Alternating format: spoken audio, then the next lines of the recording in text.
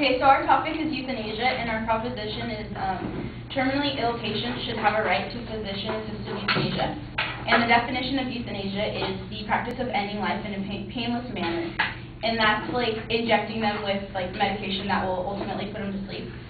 And I'm going to talk about the Oregon situation, and that and Washington are the only states that have euthanasia as legal. And in Oregon, to get euthanasia, the person must be terminally ill, the person must have 6 months or less to live, the person must make 2 oral requests for assistance in dying, they must make 1 written request for assistance in dying, the person must not have been influenced by depression, the person must be informed of the feasible alternatives, including but not limited to comfort care, hospice care, and pain control, and the person must wait 15 days to make sure that they really want it. And that's actually our resolution, so I'm going to come back to that in the end of this speech. And our significance claim is legalizing physician-assisted suicide would benefit society. 1, euthanasia would reduce economic costs and put human resources to good use. 2, euthanasia provides a way of relief when a person's quality of life is low.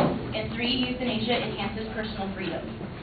In the sense that it would reduce economic costs and put human resources to good use, we wouldn't be spending money on people that don't want to live, and there wouldn't be money spent on people that have no chance of surviving, and doctors wouldn't be dealing with people that aren't curable, and they'd be dealing with patients that can be cured. And Rita Marker and Kathy Hamlin wrote a book, Euthanasia and Assisted Suicide, Frequently Asked Questions, and it says that drugs for assisted suicide cost about $75 to $100, and that makes them far less expensive than providing medical care. So obviously that's less than staying in the hospital for days on end or months on end if you have cancer. And especially to those like older people that have already lived their lives and are okay with passing away, then I mean we should like open up those spaces for kids that want to live their life but they just don't have room in the hospitals for. And the second claim for the significance is that euthanasia provides a way of relief when a person's quality of life is low. Pain and suffering is too intense to live through. There is much emotional pain when a patient has lost their independence, and most patients don't want to live in a drugged state. And a woman from Washington, her name is Linda Fleming, she did a newspaper article with the Newser newspaper the 22nd of May, and she says, "The pain became unbearable. I'm a very spiritual person, and it was important to me to be conscious, clear-minded, and alert at the time of my death." And that just states that she was in pain. Her quality of life was very low, and she just wanted euthanasia to get through that pain. And Margaret Batten wrote a book, Physician-Assisted Dying, and she says, "Suicide assisted by a humane physician spares the patient the pain and suffering that may be part of the dying process, and grants a patient a mercifully easy death." And again, that just reinstates that because they're in pain and they have a low quality of life, they're asking for euthanasia. And the third significance is that euthanasia enhances personal freedom. You have the right to deny euthanasia as you do the right to request it. And we as humans have the choice to live or die.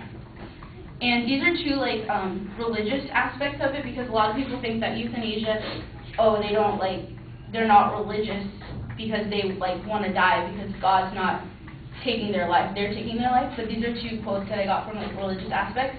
And this is Tenzin Gyatso from Asia Week, and in the event that a person is definitely going to die and he's either in great pain or has virtually become a vegetable, and prolonging his existence is only going to cause difficulties and suffering for others, the termination of his life may be permitted according to Buddhist ethics.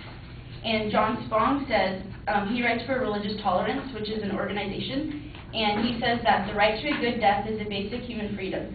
The Supreme Court's decision to uphold aid in dying allows us to view and act on death as a dignified, moral, and godly choice for those suffering with terminal illness.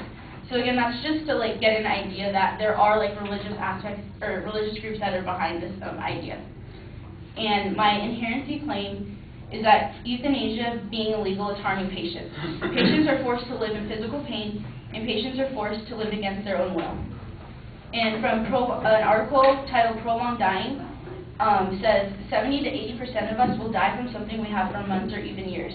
So because euthanasia is not legalized here, we have to live in pain ultimately for months before we actually get to die. And Annis Lease published in the Journal of Clinical Ethics, showed that 96% felt it was worse to be kept alive under hopeless circumstances with impending death than it would be to die. 82% felt that the loss of independence would be worse than death, and 73% were so averse to a life of unremitting pain and suffering that they would rather die. So again, because euthanasia is not legal, we're suffering.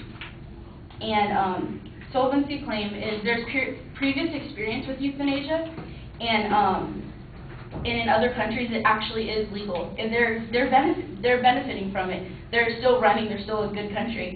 And from physicians and nurses' views from Suicide Facts, published in 2004, a more recent study found increased physician support. 60% of the organ doctors most likely to work with terminally ill patients favored physician-assisted suicide under some circumstances. So doctors are actually behind this idea, which is reassuring to us.